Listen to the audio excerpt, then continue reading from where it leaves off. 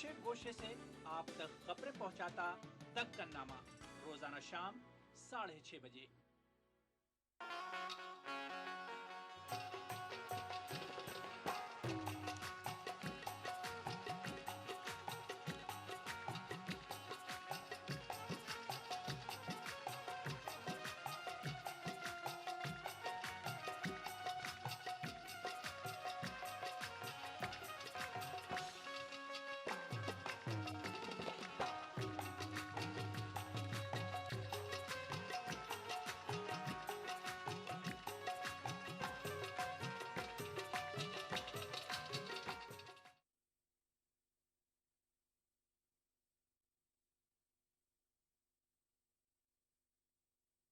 अगला प्रोग्राम। इस प्रोग्राम को पेश करने में ताउन कर रहे हैं न्यू बूमर जेली। थोड़ा खेलो, थोड़ा खाओ। बंगर सीमेंट, सस्ता नहीं सबसे अच्छा।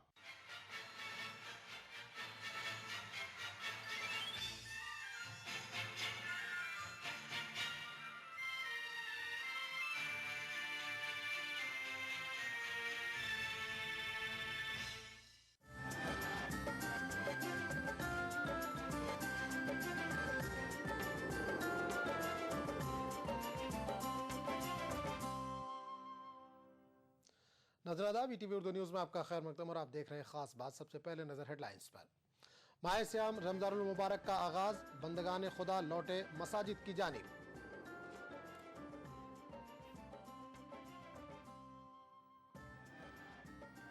यूपी असेंबली के रूबरू चलने वाले एहतजाजी धरने के 50 दिन मुकम्मल, मुल्क के मुख्तलिफ हिस्सों से आए अफराद ने की शिरकत।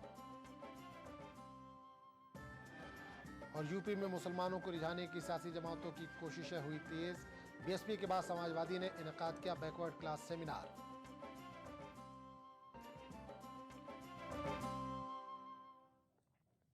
और अब खबरों की तफसील। लेकिन नाजरीन, सबसे पहले अपने नाजरीन को हम माह सियाम यानी रमजान मुबारक की आमद पर मुबारकबाद पेश करते हैं।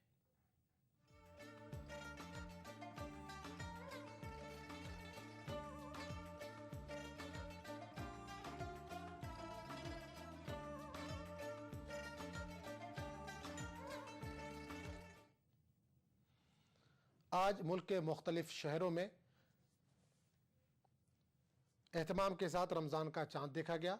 चांद के नजर आने के साथ ही मुसलमान भाई एक दूसरे को रमज़ान की मुबारकबाद देते नजर आए। इसके साथ ही मुसलमान भाई सहरी और तरावी की तैयारियों में भी मसरूफ दिखे। पुरानी दिल्ली, लखनऊ, भोपाल, मुंबई, हैदराबाद, बेंगलुरु जैसे बड़े शहरों के मुस्लिम इलाकों में रमज़ान की काफ़ी रौनक देखी जा रही है।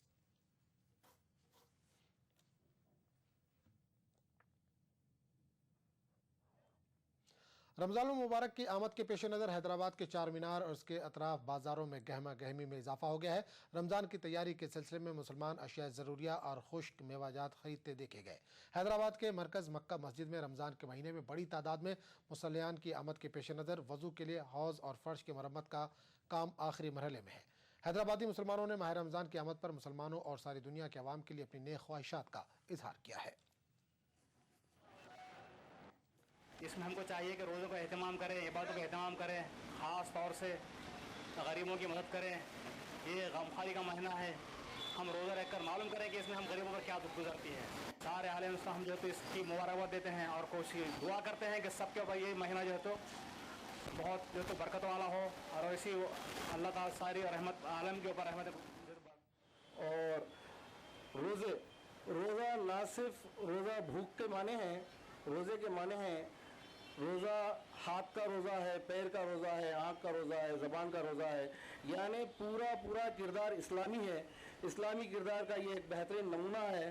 तो इस्लामी किरदार सिर्फ एक महीने के लिए नहीं है, हमेशा हमेशा के लिए है।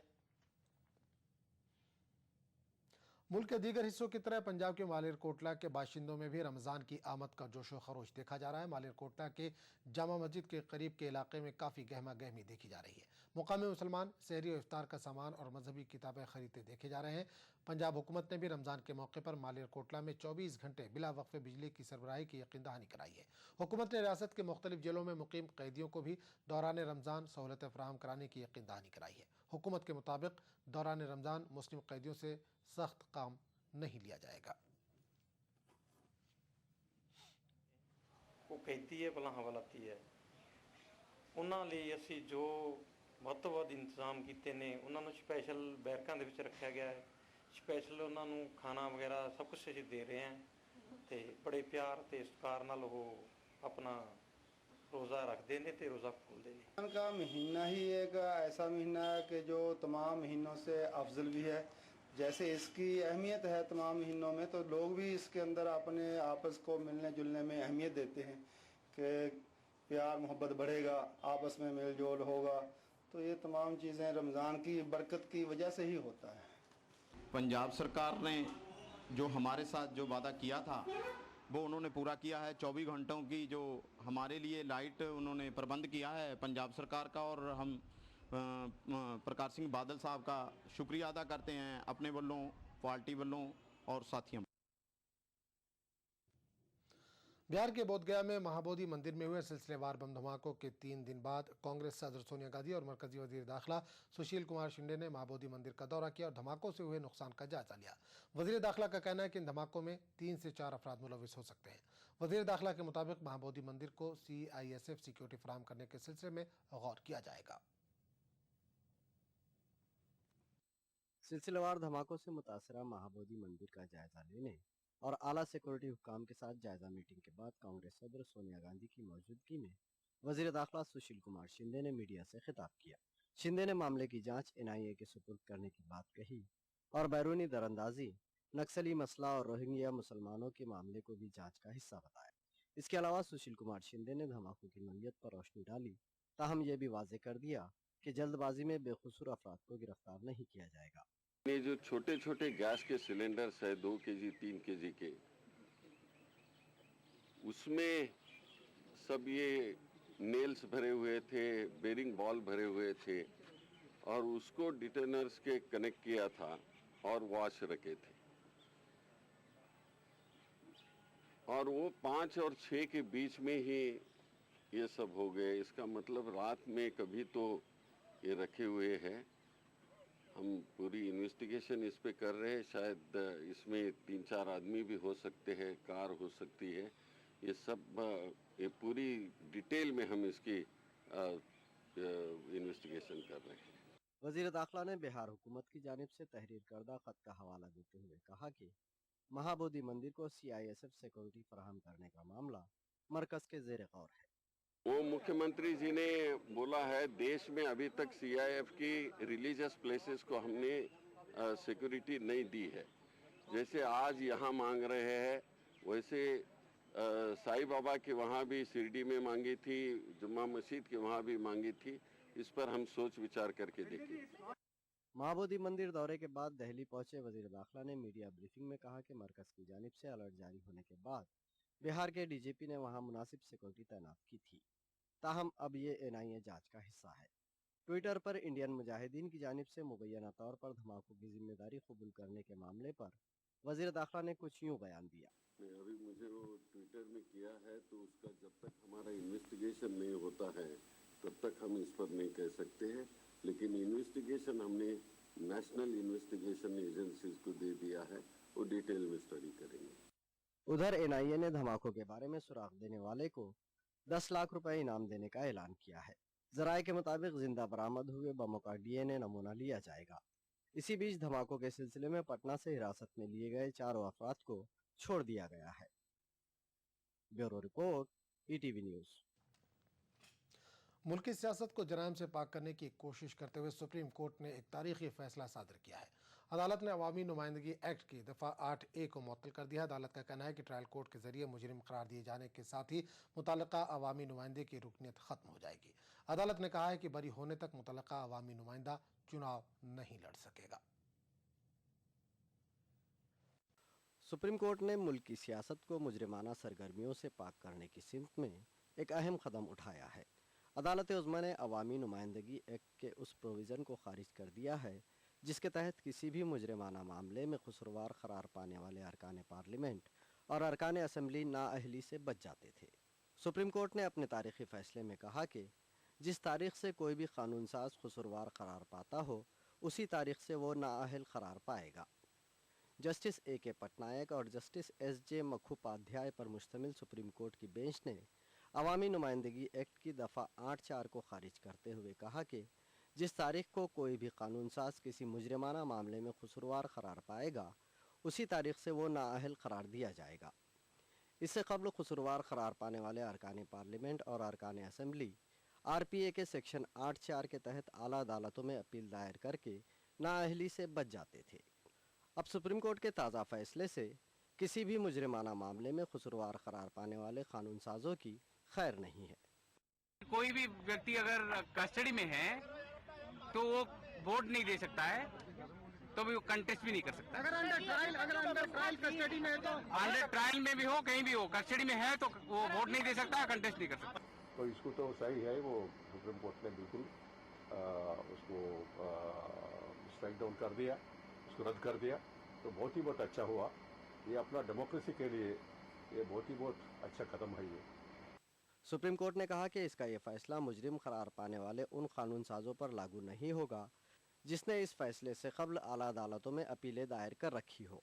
वाज़ेह रहे कि अदालत उज़्मा का ये फैसला लिली तामस और लोक प्रहारी नामी NGO के सेक्रेटरी SN शुक्ला की तरफ से दायर करदा अर्जदाश्तों पर सामने आया है। दरख्वास्त गुजारों ने RPA की इन दफ़ात को मनसूख करने की अदालत से अपील की थी, जिसके तहत मुजरिम करार पाने वाले MPs और MLAs आला अदालतों में अपीलें दायर करके अपने ओहदों पर बरकरार रहते थे।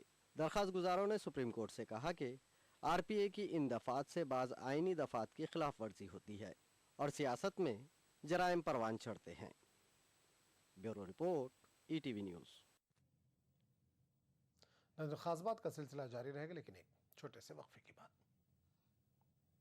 हजारों लड़कियां जन्म ही नहीं ले पाती सिर्फ इसलिए क्योंकि सबको बेटा चाहिए। हमें लोगों की सोच बदलनी होगी। इसका जिम्मा हम युवा पीढ़ी को भी लेना होगा।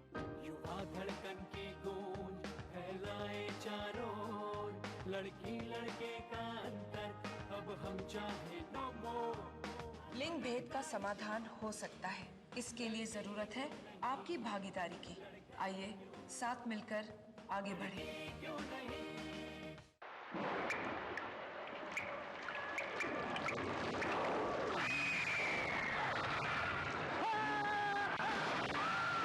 अगर सीमेंट जंग रोधक न हो तो जानलेवा हो सकता है। Shri ultra red oxide, Bharat का एकमात्र जंग रोधक सीमेंट।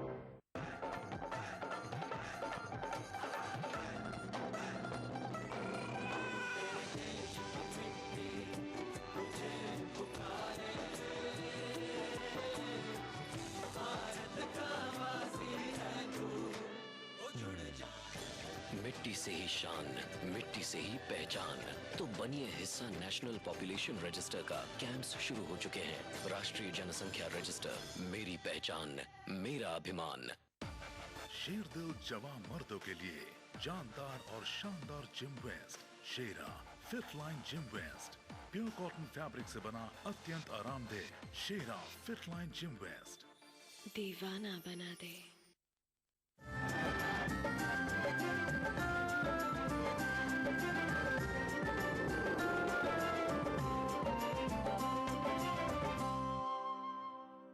ETV उर्दू न्यूज़ में एक बार फिर आपका खैर मकदम और आप देख रहे हैं खास बात। उत्तर प्रदेश असेंबली के सामने चल रहे रिहाई मंच के धरने के 50 दिन मुकम्मल हो गए हैं। इस मौके पर मुल्क के मुख्तलिफ हिस्सों से आए समाजी कारकुनों और सहाफ़ियों ने धरने में शिरकत करके इंसानी हुकूक के तहफ़्फ़ुज़ की वकालत की। धरने में उलमा इकराम के अलावा खालिद और तारिक कासमी के चचा ने भी शिरकत की। बारिश के बावजूद मुकामी अफराद और ख़वातीन की बड़ी तादाद धरने में शरीक हुई। एहतजाजियों ने कहा कि रिहाई मंच की लड़ाई सिर्फ खालिद मुजाहिद या तारिक कासमी तक महदूद नहीं है, तमाम बेकसूर नौजवानों की रिहाई की मुहिम बन चुकी है। हम उनके इस आंदोलन के समर्थन में इसलिए है कि ये तय होना है कि इस देश में जमहूरियत है कि नहीं है। अगर जमहूरियत है तो आपको ये तरीका बंद करना पड़ेगा कि बेगुनाह मुसलमानों को मार दिया कहीं आपने, कहीं डाल दिया जेल में आपने। इस तरह से जमहूरियत नहीं बनती है और इस तरह से जमहूरियत नहीं चलती है। हम सवाल तो यहाँ जो है, जो खुद को सेकुलर कहते हैं, कांग्रेस है, भारतीय समाजवादी पार्टी है और बहुजन समाज पार्टी है, हम इन दलों से ये सवाल करना चाहते हैं कि आखिर आपकी सरकारों में बेगुनाह मुसलमानों को कैसे फर्जी फंसाया जाता रहा, आतंकवाद के नाम पे गिरफ्तारियाँ की जाती रहीं और उनको मारा जाता रहा। अगर आप वास्तव में सेकुलर हैं तो आपको आगे बढ़ करके इन चीज़ों का पर्दाफाश करना चाहिए। रिहाई मंच की ये जो मुहिम है, जो उन्होंने 2007 से सवाल को लेकर उठाया है कि निर्दोष मुसलमानों की रिहाई होनी चाहिए। हम लोग 2002 से बार बार ये कहते आ रहे हैं कि मुसलमानों को बेगुनाह फंसाया जा रहा है। हम रिहाई मंच के ज़रिए से आवाम को भी और सरकार को भी मुतनब्बे करना चाहते हैं कि मज़लूमों का जब खून होता रहता है तो उनका खून रंग लाता है, और जो सरकार जुल्म पर आमादा होती है बहुत जल्द उसका ख़ात्मा हो जाता है। हमारी आवाज़ 50 दिन हो रहे हैं, अब तक हुकूमत होश के नाखून नहीं ले रही है, मगर उसकी सज़ा बहुत जल्द 2014 में मिलने वाली है। खालिद मुजाहिद की मौत को लगातार शक की निगाह से देखा जा रहा है। मशहूर सहाफ़ी आशीष खेतान ने खालिद मुजाहिद और दीगर के मामलों पर एक हक़ाइक़ पर मबनी रिपोर्ट जारी की। ताहम इस रिपोर्ट को मुंसलिक करते हुए हैदराबाद के समाजी कारकुन मेजर कादरी ने कौमी अक़लियती कमीशन को एक ख़त लिखकर इस मामले में मुदाखलत करने की अपील की, जिसके बारे में कौमी अक़लियती कमीशन के चेयरमैन वजाहत हबीबुल्लाह ने कहा कि खालिद मुजाहिद का मामला समेत दाखिल करदा अर्जी भी ज़ेर गौर है। आशीष खेतान का रिपोर्ट है वो सिर्फ खालिद मुजाहिद के बारे में नहीं है, उन्होंने कई ऐसे वाक़यात का जिक्र किया है जो आतंकवादी वाक़यात, जिसमें उन्होंने कहा है कि जो लड़के गिरफ़्तार हुए हैं वो असल में दोषी लड़के हैं नहीं, तो वो जालिम नहीं लेकिन मज़लूम हैं, और उन्होंने ये कहा है कि इनके ख़िलाफ़ केस इनके ख़िलाफ़ ड्रॉप कर दिया जाए। इलाहाबाद हाई कोर्ट के सामने उन्होंने ये लेटर पिटिशन दिया हुआ है। इसी किस्म का उन्होंने मुंबई में भी दिया है, मुंबई हाई कोर्ट को। आम इंतखाबात करीब आते ही सियासी सरगर्मियाँ तेज़ होती जा रही हैं। समाजवादी पार्टी ने भी बैकवर्ड क्लास सेमिनार के जरिए 2014 पार्लिमानी इलेक्शन से पहले अपनी ताकत दिखाने की कोशिश की है। उत्तर प्रदेश में इसकी शुरुआत मेरठ से करते हुए समाजवादी पार्टी के लीडरान ने कांग्रेस और बीजेपी को तनकीद का निशाना बनाया। मगरबी उत्तर प्रदेश में पसमानदा तबके के 32% वोट रियासत की सियासत को मुतासर करने की ताकत रखते हैं।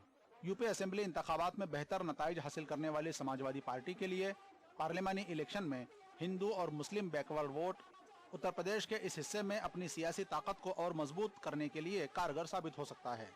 मेरठ में मुनक़दा सेमिनार को खिताब करते हुए समाजवादी पार्टी के सीनियर लीडर बलराम यादव और मेरठ हापुड़ पार्लिमानी सीट के उम्मीदवार शाहिद मंजूर ने कांग्रेस और बीजेपी पर सख्त तनकीद की। साथ ही दोनों समाजवादी पार्टी के लिए बेहतर नतीजों की उम्मीद का इजहार करने से भी नहीं चूके। अब हम मांगेंगे नहीं, और 2014 में संगठित होकर पिछड़ा नौजवान, किसान, मुसलमान इकट्ठा होकर के हम अपनी ताकत के बल पर दिल्ली में अपनी पूरे देश के पिछड़े वर्गों के समर्थन में दिल्ली में मुलायम सिंह को प्रधानमंत्री बनाएंगे, और निश्चित तरीके से हम अब मांगने वाले नहीं बनेंगे, अपनी संख्या के बल पर दिल्ली में बैठकर बांटने वाले बनेंगे। जहाँ तक मेरी राजनीति का सवाल है, मैं तो इसी वर्ग के बलबूते पर राजनीति करता हूँ, यकीनी तौर पर फायदा होगा। उत्तर प्रदेश में हाल ही में बहन मायावती ने बरहमन सेमिनार के जरिए जात पात की सियासत में बीएसपी को आगे ले जाने की कोशिश की थी। अब हुक्मरान समाजवादी पार्टी ने मेरठ में बैकवर्ड क्लास सेमिनार मुनक़द करके अवाम के एक दीगर तबके को रिझाने की कोशिश की है, लेकिन कस्मोपरसी की जिंदगी जीने वाली अवाम के लिए हक और इंसाफ मुहैया कराने पर आखिर सियासतदान संजीदगी का मुजाहरा कब करेंगे। ETV news Meerut. Rajasthan Urdu academy ने हाल ही में मशहूर शायर, उर्दू और फारसी अदब की जानी मानी शख्सियत मरहूम मखमूर सईदी की याद में एक अवार्ड का आगाज़ किया है। इस बार ये अवार्ड टोंक के डॉक्टर अरशद अब्दुल हमीद को दिया गया। डॉक्टर अरशद का मानना है कि इस एजाज़ से टोंक जिले का सर भी ऊंचा हो गया है। राजस्थान के शहर टोंक के गवर्नमेंट पीजी कॉलेज में उर्दू के सदर शोबा डॉक्टर अरशद अब्दुल हमीद इन दिनों खुद तो बेहद खुश हैं ही, साथ ही उन्हें चारों जानिब से मिल रही मुबारकबादियों का सिलसिला भी थमता नजर नहीं आ रहा है। डॉक्टर अरशद मरहूम मखमूर सईदी की तरह ही उर्दू में नज़्म नस्र के अलावा दीगर सिन्फों में भी महारत रखते हैं। डॉक्टर अरशद बताते हैं कि उन्हें मखमूर सईदी से जो कुछ सीखने को मिला उसी का ये नतीजा है कि उर्दू अकादमी के जरिए एजाज से नवाजा गया है। असल में जब आप कोई काम करते हैं और अगर उसका एतराफ़ किया जाए तो हौसला अफजाई होती है। इनामात जो हैं आपके काम करने के जोश को बढ़ाते हैं और आपको ये एहसास कराते हैं कि आप जो काम कर रहे हैं वो सराहा जा रहा है। डॉक्टर अब्दुल हमीद को राजस्थान उर्दू अकादमी के मिले इस एजाज़ के बाद एक नई पहचान मिल गई है और ये जिम्मेदारी भी बढ़ गई है कि वो इस तरह के अदब की तख्लीक करें जिससे कि टोंक और खुद मरहूम मखमूर सईदी का नाम ऊंचा रहे। तो मखमूर साहब का नाम मैं रोशन करूं, टोंक का नाम मैं रोशन करूं, उर्दू का नाम मैं रोशन करूं, ये जिम्मेदारी मुझे लगता है कि मेरे कांधों पर बढ़ गई है। मरहूम मखमूर सईदी के साथ कई मुशायरों और सेमिनारों में शिरकत कर चुके डॉक्टर अरशद को यूं तो उर्दू जबान विरासत में मिली है, लेकिन अब देखना यह है कि आने वाले सालों में उनके जरिए तख्लीक अदब के काम में कितना निखार आता है। ETV news, Tonk. खास बात का सिलसिला जारी रहेगा, लेकिन एक छोटे से वक्फे के बाद। राजस्थान सरकार का बिजली बचत और पर्यावरण संरक्षण की दिशा में अभिनव प्रयास। मुख्यमंत्री बिजली बचत लैंप योजना के तहत वर्ष 2013-14 की बजट घोषणा अनुसार 100 करोड़ की लागत से 2 CFL का 27 जून से 31 अगस्त 2013 तक 53 लाख उपभोक्ताओं को निशुल्क वितरण। कैंप में वितरण की जा रही 20 वॉट की CFL 100 वॉट के परंपरागत बल्ब के समान रोशनी देती है। 2 CFL प्रयोग करने से प्रत्येक उपभोक्ता को औसतन 175 यूनिट बिजली की वार्षिक बचत। CFL जो अशोक गहलोत साहब हमारे मुख्यमंत्री जी की बिना पे उन्होंने ये राहत BPL वालों को प्रदान की है। 2 CFL बहुत राहत मिलेगी। यहाँ ये CFL मिल रही है गवर्नमेंट की तरफ से, मुख्यमंत्री अशोक गहलोत ने। इससे बिजली बचत होगी, इसलिए किसान को भी फायदा है, बिजली उपभोक्ता को फायदा है, आम आदमी को फायदा है। ये सबसे बढ़िया स्कीम है। बचत बिजली की, संरक्षण पर्यावरण का। ऊर्जा विभाग राजस्थान सरकार द्वारा जनहित में प्रसारित।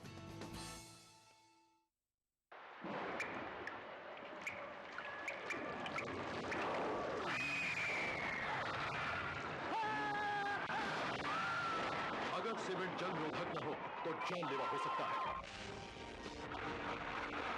Shri ultra red oxide, Bharat का एकमात्र जंग रोधक सीमेंट। राजस्थान सरकार के 4.5 साल बेमिसाल आवासन मंडल ने भी किया कमाल।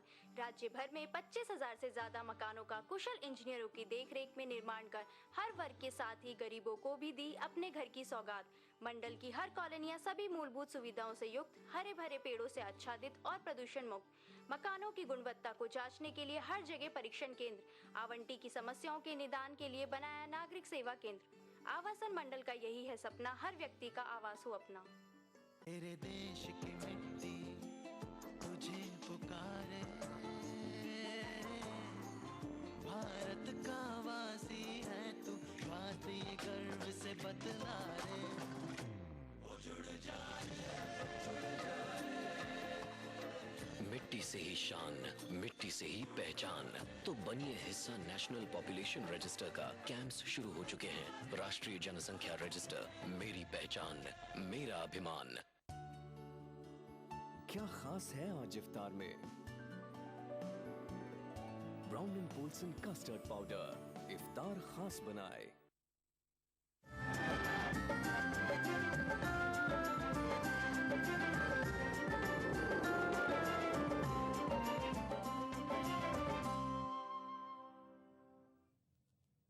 ETV उर्दू न्यूज़ में एक बार फिर आपका खैर मकदम और आप देख रहे हैं खास बात। राजस्थान उर्दू एकेडमी अपने साल रवा में उर्दू के उन बस्तियों में उर्दू के इदारे कायम करेगी जहां पर मुहिब्बान उर्दू तो मौजूद है, लेकिन वहां दर्स व तदरीस का काम का इंतज़ाम नहीं है। अपने एक रोज़ा सफ़र पर अजमेर आए राजस्थान उर्दू एकेडमी के चेयरमैन हबीबुर रहमान खान न्याजी ने ETV को बताया कि एकेडमी का हमेशा मकसद उर्दू का फ़रोग़ रहा है। साल का ये रहेगा टारगेट कि हम उर्दू सेंटर्स नहीं खोल पाए अब तक।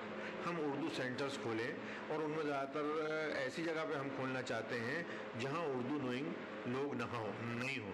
अब किसी मदरसे में या कहीं सेंटर देते हैं तो वहाँ ऑलरेडी उर्दू के लोग पढ़ रहे हैं। मैं ये चाहता हूँ कि कहीं ऐसी जगह पे दें, नई जगह पे, जैसे कि डिस्ट्रिक्ट लेवल है वहाँ कलेक्ट्रेट के करीब हो, या ऐसी जगहों पे जहाँ मुस्लिम आबादी ज़्यादा ना हो, तो जो गैर मुस्लिम हजरात हैं वो भी उर्दू पढ़ सकें। तो इन टीचर्स में मेरा, टीचिंग सेंटर्स में मेरा मेन फोकस रहेगा। यूपी हुकूमत के मुस्लिम वजीर खामोश है, जबकि समाजवादी पार्टी के दबंग और ताकतवर लीडर वक्फ और कब्रिस्तान की ज़मीनों पर नाजायज़ कब्जे कर रहे हैं। दीबापुर ज़िला औरैया से ताल्लुक़ रखने वाले हाजी अब्दुल मुशीद गुज़िश्ता 20 रोज़ से लखनऊ असेंबली के सामने धरने पर बैठे हुए हैं, लेकिन इनकी बात सुनने वाला कोई नहीं है। अब्दुल मुशीद के मुताबिक दीबापुर वाक़े वक्फ नंबर 190 पर समाजवादी पार्टी के एक एमएलए ने नाजायज कब्जा कर लिया। इस जुर्म में काबीनी वजीर आजम खान ने कार्रवाई करने का वादा तो किया था, लेकिन अमली तौर पर कुछ नहीं किया गया। कि ठीक मैं जो है इसके बारे में कार्रवाई करूंगा, लेकिन आज मुझे 20वां दिन हो गया है यहाँ पर बैठे बैठे। आजम खान ने आज तक उस पर कोई कार्रवाई नहीं की है और मुसलमानों को गुमराह किए हुए हैं। सोशलिस्ट फ्रंट ने यहाँ हमको समर्थन दिया है, उसके संबंध में उनका यहाँ लखनऊ में उनका जुलूस भी घुमाएंगे। बेसिक मुद्दा हमारा ये है कि कब्रिस्तानों पे वहाँ के वर्तमान विधायक प्रदीप यादव है, जो एक माफिया और एक गुंडा है समाजवादी पार्टी का। उत्तर प्रदेश के ज़्यादातर शहरों में पावर कट शेड्यूल के तहत 8 से 10 घंटों की बिजली कटौती की जा रही है, लेकिन माह रमज़ान के मद्देनज़र पावर कट शेड्यूल में तब्दीली की गई है। मगरबी उत्तर प्रदेश के मेरठ, मुजफ्फरनगर और सहारनपुर जैसे बड़े शहरों में माह रमज़ान के दौरान 17 घंटे की पावर सप्लाई की जाएगी। सहर, इफ्तार और तरावीह के वक्त को मद्देनज़र रखते हुए पावर कट शेड्यूल तय किया गया है।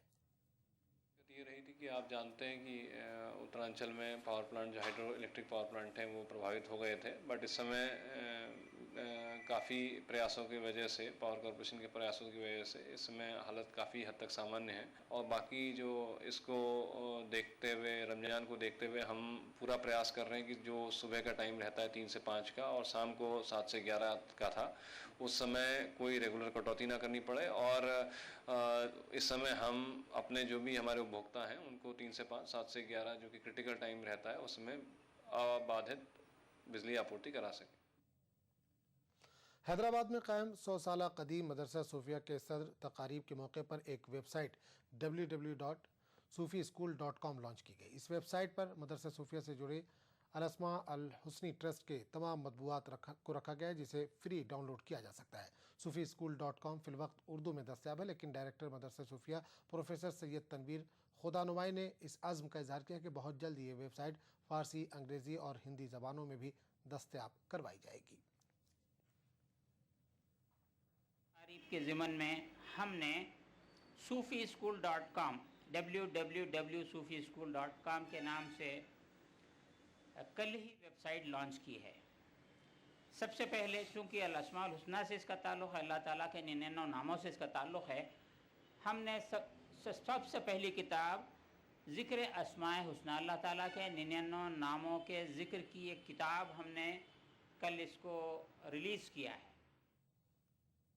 उत्तर प्रदेश महकमा सेहत की जानिब से रफ़हमीना नर्सिंग होम को ब्लड बैंक खोलने की इजाज़त मिलने के इम्कान रोशन हो गए हैं। मारूफ समाजी कारकुन डॉक्टर सलमान खालिद ने ETV से बात करते हुए वाज़ेह किया कि समाजी खिदमत के बाब में ये एक बड़ा कदम है, जिससे गरीब लोगों की ज़िंदगी के तहफ़्फ़ुज़ के लिए खून की फराहमी को यकीनी बनाया जा सकेगा। इम्पॉर्टेंट शुबा है इलाज के लिहाज से, और उसमें ये बड़ी बात है कि हम लोगों को उसकी एक तरह से इजाज़त मिल गई है। कुछ इजाज़त मिलनी बाकी है जो गवर्नमेंट की तरफ से जब मशीनें आ जाएंगी तब मिलेगी, और हमें लगता है कि हमारे लिए बहुत बड़ा अचीवमेंट है, और इससे हमें कौम को और यहाँ के मरीज़ों को बहुत फ़ायदा होगा। इलाहाबाद के भारतगंज टाउन एरिया के चेयरमैन यास्मीन खान ने अपने मुखालिफिन पर कत्ल की साजिश का इल्ज़ाम आयद किया है। चेयरमैन के मुताबिक एक मुस्लिम लड़की के अगवा मामले में इनके मुखालिफिन इन्हें फंसाने की कोशिश कर रहे हैं। मीडिया से बातचीत के दौरान इन्होंने कहा कि ईमानदारी से काम करने की वजह से इन्हें निशाना बनाया जा रहा है। यास्मीन खान ने मुतल्लिका लड़की और उसके वालिद के नार्को टेस्ट कराने का भी मुतालबा किया। वादा है कि भारतगंज की चेयरमैन यास्मीन खान के ऊपर एक लड़के ने अगवा और इस्तेहसाल का इल्ज़ाम आयद किया है। इस मामले पर पुलिस इंक्वायरी जारी है। को हमारे ऑपोजिशन ने मतलब पढ़ाया है, they have taught her the lesson. जो असलियत थी वो शुरू में थी, भाई जब FIR हुई शुरू में थी, FIR उसके बाप ने करवाई, अगर असलियत होती तो उसमें हमारा नाम आता, उसमें कोई नाम नहीं। उसके बाद उसका पहला जो 161 का बयान हुआ उसमें भी मेरा कोई नाम नहीं, और उसके बाद जो है बीच में गया, एंड आफ्टर दैट 164 का जो कलमबंद बयान हुआ उसमें इस लड़की ने what ever she was taught, जो भी इसको पढ़ाया गया तो वही इसने कहा। खास बात में फिलहाल इतना ही। अगले बुलेटिन में आपसे फिर मुलाकात होगी। आदाब।